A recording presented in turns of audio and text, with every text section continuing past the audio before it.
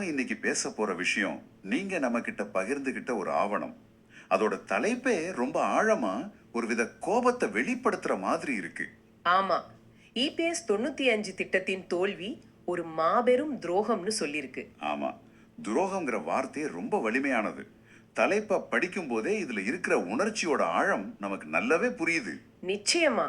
பொதுவா இந்த மாதிரி நிதி திட்டங்கள், ஓய்வூதிய சட்டங்கள் பத்தி பேசும்போது இவ்வளவு கடுமையான வார்த்தைகளை நம்ம பார்க்கிறது ரொம்ப அரிது. கரெக்ட்.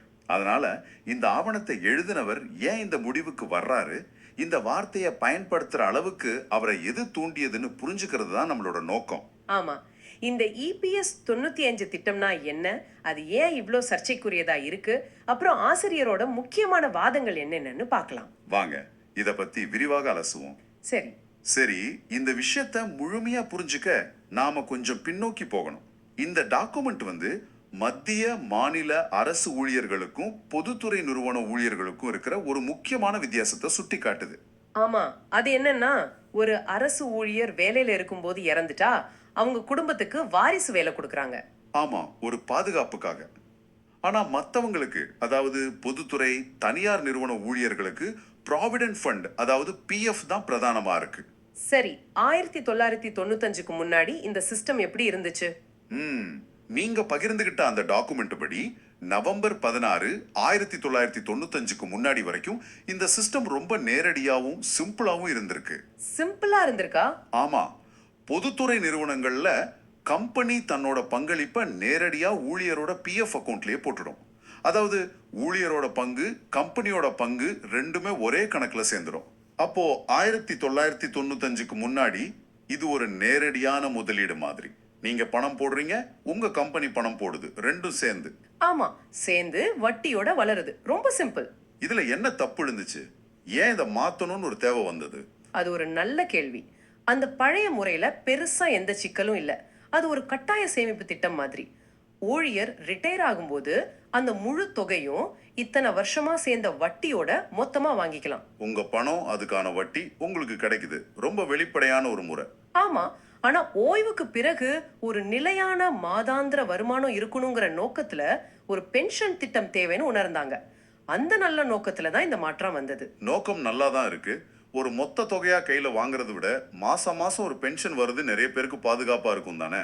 ஆமா, நிச்சயமா. அப்படியானா இபிஎஸ் 95 திட்டம் வந்த பிறகு என்ன பெரிய மாற்றம் நடந்துச்சு? இந்த நல்ல நோக்கம் ஏன் ஒரு துரோகம்னு வர்ணிக்கப்படுது? இதுதான் இங்க இருக்கிற முக்கியமான பாயிண்ட். இபிஎஸ் 95, அதாவது ஊழியர் ஓய்வூதிய திட்டம் 1995ல வந்த பிறகு இந்த அமைப்பு மொத்தமா மாறிடுச்சு. கம்பெனியோட பங்களிப்புல ஒரு பகுதி ஒரு குறிப்பிட்ட வரம்பு வரைக்கும் இந்த புது பென்ஷன் திட்டத்துக்கு திருப்பி விடப்பட்டது. ஓ, இங்கதான் முக்கியமான வித்தியாசம் வருது. இந்த புது திட்டம் ஒரு நேரடி சேமிப்பு திட்டம் மாதிரி இல்லாம காப்பீட்டு கொள்கைகளின் அடிப்படையில செயல்படுது. ஒரு நிமிஷம், காப்பீட்டு கொள்கைன்னு சொல்றீங்க. நம்ம பென்ஷன் திட்டத்துல இன்சூரன்ஸ் எப்படி வந்தது? இது நம்மளோட சேமிப்பு கணக்கு மாதிரி தானே நான் நினைச்சிட்டு இருந்தேன். இதுதான் நிறைய பேர் செய்யற தப்பு. இதை இப்படி யோசிச்சு பாருங்க. இது உங்க தனிப்பட்ட உண்டியல் மாதிரி இல்ல. இது நம்ம தெருவுல இருக்கிற எல்லாரும் சேர்ந்து பணம் போடுற ஒரு பொது உண்டியல். ஓஹோ. யாருக்காவது திடீர்னு ஒரு அவசரம்னா அந்த உண்டியல்ல இருந்து எடுத்துக்கலாம். அதனால நீங்க போட்ட பணம் முழுக்க உங்களுக்கு திரும்ப வராது. அதுல ஒரு பகுதி மத்தவங்களோட கஷ்ட காலத்துக்கு பயன்படுது. இதுதான் அந்த காப்பீட்டு கொள்கைங்கிறது. ஓ, அப்ப இது ஒரு சமூக பாதுகாப்பு வலை மாதிரி. சரி, டெக்னிக்கலா இது எப்படி விளக்குறாங்க? இந்த டாக்குமெண்ட்ல இதை வரையறுக்கப்பட்ட பங்களிப்பு, வரையறுக்கப்பட்ட பலன், அதாவது டிஃபைன்ட் கான்ட்ரிபியூஷன், டிஃபைன்ட் பெனிஃபிட் ஃபார்முலான்னு சொல்றாங்க. ஓகே, அந்த வார்த்தைகளை கேட்டாலே கொஞ்சம் தலை சுத்துது. சுருக்கமா சொன்னா, டிஃபைன்ட் கான்ட்ரிபியூஷன்னா நாம எவ்வளவு பணம் போடுறோம்னு நமக்கு தெரியும். ஆனா டிஃபைன்ட் பெனிஃபிட்னா நமக்கு எவ்வளவு திரும்ப வரும்ங்கிறது நம்ம கையில இல்ல. அதுக்கு ஒரு ஃபார்முலா இருக்கு. சரியா? மிகச்சரியா புரிஞ்சுக்கிட்டீங்க. நீங்க எவ்வளவு பங்களிப்பு செஞ்சீங்கிறத விட ஒரு முன்னாடியே முடிவு செஞ்ச ஃபார்முலா அடிப்படையில தான் உங்களுக்கு பென்ஷன் கிடைக்கும். அந்த ஃபார்முலா தான் இங்க முக்கியம். இந்த காப்பீட்டு கொள்கை காரணமா உங்ககிட்ட இருந்து வாங்குற பங்களிப்பு எல்லாம் ஒரு பொதுவான நிதி குளத்துக்கு, அதாவது ஒரு காமன் பூலுக்கு போகுது. அந்த நிதி அந்த குழுவில் இருக்கிற எல்லாரோட ஆபத்துகளையும், அதாவது ரிஸ்க்ஸை ஈடுகட்ட பயன்படுது. ஒரு உதாரணம் சொல்லுங்களேன். இப்போ வேலையில இருக்கும்போது ஒரு ஊழியர் எதிர்பாராத விதமா இறந்துட்டா அவரோட குடும்பத்துக்கு, அதாவது அவரோட நாமினி மற்றும் 25 வயசுக்குட்பட்ட 2 குழந்தைங்க வரைக்கும் பென்ஷன் கொடுக்க இந்த நிதி உதவுது. அப்போ இது ஒரு சமூக பாதுகாப்பு அம்சம் சொல்றீங்க. ஆனா இந்த ஆவணத்தை எழுதினவர் இதை ஒரு துரோகம்னு சொல்ற அளவுக்கு போறாருன்னா நிச்சயம் ஏதோ பெரிய நிதி இழப்பு இருக்கணும். அது சம்பந்தமா ஏதாவது கணக்குகள் கொடுத்திருக்காரா? கண்டிப்பா. இதுதான் இந்த ஆவணத்தோட மையவாதமே. எண்கள் பொய் சொல்லாதுன்னு சொல்லுவாங்க இல்லையா? ஆசிரியர் ஒரு ரொம்ப தெளிவான கணக்கீடே கொடுக்கிறார். சரி, அந்த கணக்கை பார்க்கலாம். இந்த டாக்குமெண்ட் படி ஒரு ஊழியர் நவம்பர் 1995 இருந்து பிப்ரவரி 2025 வரைக்கும், அதாவது கிட்டத்தட்ட 30 வருஷம் பங்களிப்பு செய்யறாருன்னு வச்சுக்கலாம். வட்டியோட சேர்த்து அவரோட கணக்குல இருந்து இபிஎஸ் திட்டத்துக்கு போன மொத்த தொகை 8,95,536 ரூபாய். ஆமா, இது ஒரு கணிசமான தொகை. ஒருத்தரோட வாழ்நாள் சேமிப்புல ஒரு பெரிய பகுதி. ஆனா அவருக்கு ரிட்டையர்மெண்ட்டுக்கு அப்புறம் கிடைக்கிற மாதாந்திர பென்ஷன் எவ்வளவு தெரியுமா? வெறும் 4,150 ரூபாய். வெறும் 4,000 சொச்சந்தானா? ஆமா. இப்ப ஆசிரியரோட கணக்கீட்டுக்கு வருவோம். இதுதான் அதிர்ச்சியான பகுதி. ஒருவேளை இந்த இபிஎஸ் திட்டம் இல்லாம அந்த 8,95,536 ரூபாய் தொகையை அவர் கையில வாங்கி அதை ஒரு பேங்க்ல 8% வட்டிக்கு முதலீடு செஞ்சிருந்தா கூட அவருக்கு மாசம் 7,164 ரூபாய் வட்டியா மட்டும் கிடைச்சிருக்கும். இது ஒரு சக்தி வாய்ந்த ஒப்பீடு. அதாவது அவரோட அசல் தொகையை தொடாமலேயே வட்டி பணம் மட்டும் அவருக்கு கிடைக்கிற பென்ஷனை விட கிட்டத்தட்ட 3,000 ரூபாய் அதிகமா இருந்திருக்கும். இது உண்மையிலே யோசிக்க வேண்டிய விஷயம். இதுதான் அவர் சொல்ல வர்ற முக்கியமான பாயிண்ட். என் காசுல வர்ற வட்டியை விட கம்மியா எனக்கு எதுக்கு பென்ஷன் கொடுக்குறீங்கன்னு நேரா கேட்கிறாரு. கிடைக்கிற பென்ஷன் அந்த மூலதனம் தானா சம்பாதிக்கக்கூடிய வட்டியில வெறும் 58.35% மட்டும்தான். இதுதான் அவரோட வாதத்தோட ஆணிவேர்.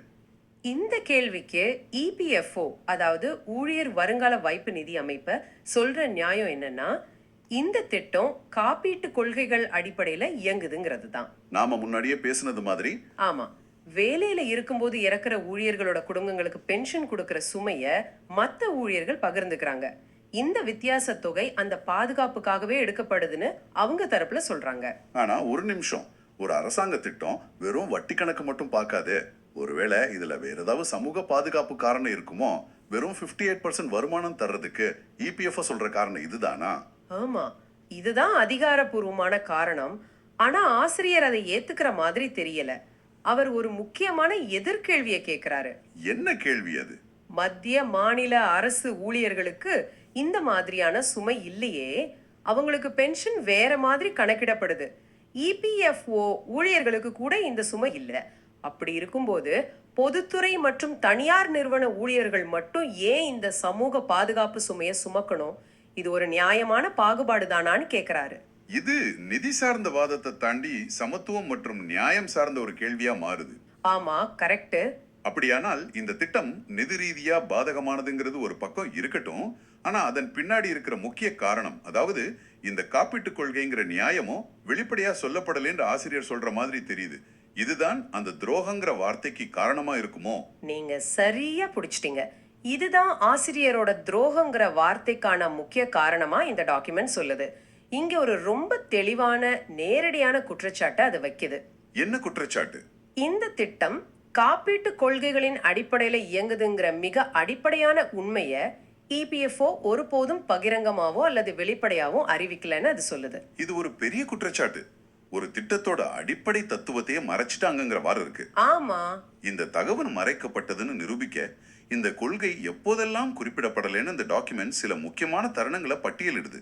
முதலாவதா, இந்த திட்டம் அறிமுகப்படுத்தப்பட்ட போது ஜனவரி 5, 1995 வெளியிட்ட செய்தித்தாள் விளம்பரத்துல இதை பத்தி எந்த குறிப்பும் இல்லை. ஆமா, ஒரு திட்டத்தோட அடிப்படை கொள்கைய அது அறிமுகப்படுத்தப்படும் போதே விளக்காம இருக்கிறது ஆச்சரியம்தான். பொதுவா ஒரு புது திட்டத்தை பத்தின சந்தேகங்களை தீர்க்கும் போது அது எப்படி வேலை செய்யுதுன்னு தானே முதல்ல விளக்குவாங்க. ஆமா, ஆனா இங்க அது நடக்கல. ரெண்டாவதா, மிக முக்கியமா நவம்பர் 11, 2003 இந்த திட்டத்தை உறுதி செஞ்ச உச்சநீதிமன்ற தீர்ப்புல கூட காப்பீட்டு கொள்கைகள்ங்கிற வார்த்தையோ இல்ல அதோட அர்த்தமோ எங்கேயுமே குறிப்பிடப்படலைன்னு அந்த ஆவணம் சொல்லுது. ஒரு நிமிஷம், உச்சநீதிமன்ற தீர்ப்புலேவா? ஆமா, உச்சநீதிமன்ற தீர்ப்புலயே இந்த திட்டத்தோட அடிப்படையான காப்பீட்டு கொள்கையை பத்தி ஒரு வார்த்தை கூட இல்லையா? அது எப்படி சாத்தியம்? ஒரு திட்டத்தோட ஆதாரத்தையே விவாதிக்காம எப்படி தீர்ப்பு கொடுக்க முடியும்? இது நம்புற மாதிரியே இல்லையே.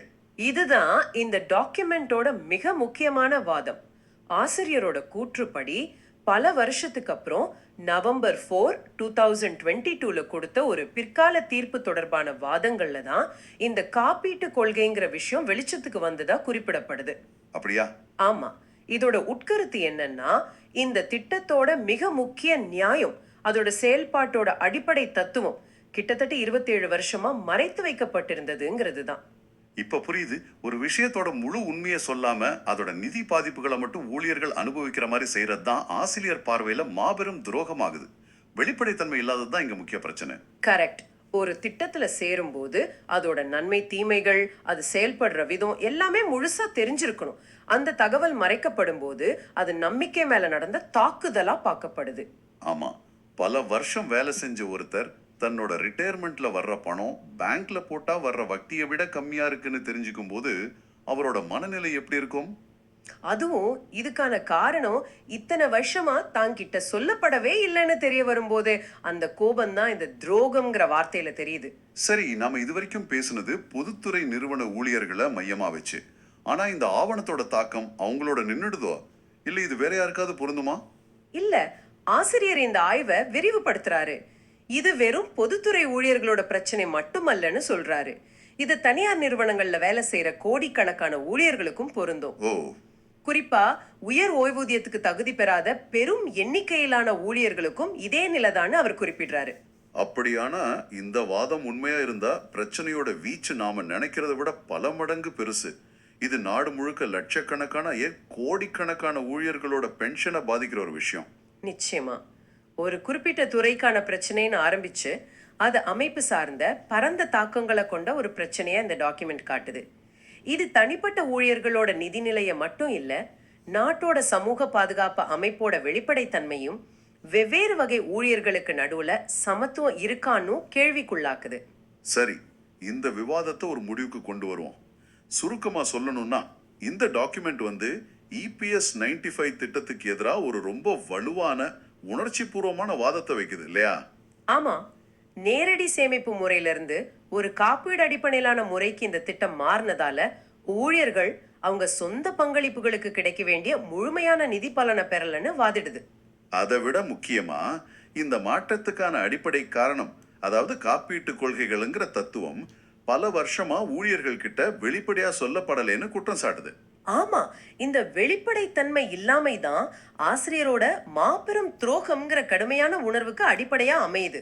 முழு வாதமும் என்ன கிடைச்சிருக்கலாம், அதாவது நேரடி முதலீட்டு வருமானம் மற்றும் உண்மையில என்ன கிடைக்குது, அதாவது குழுவோட ஆபத்தை ஈடுகற்ற ஒரு ஃபார்முலா அடிப்படையிலான பென்ஷன், இதுக்கு நடுவுல இருக்கிற நிதி இழப்பை மையமா வச்சுதான் இருக்கு.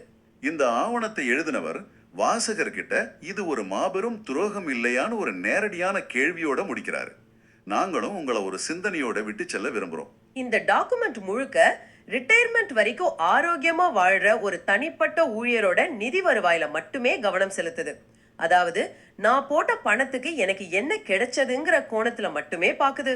ஆமா, வருமானம் ஈற்ற ஒருத்தரை அவர் வேலையில இருக்கும்போதே எதிர்பாராத விதமா இழந்து இந்த இபிஎஸ் திட்டத்தின் கீழே உயிர் பிழைச்சவங்களுக்கு கிடைக்கிற பலன்களை பெற்ற ஒரு குடும்பத்தோட பார்வையில இந்த திட்டத்தை பார்த்தா நம்ம கண்ணோட்டம் எப்படி மாறக்கூடும்?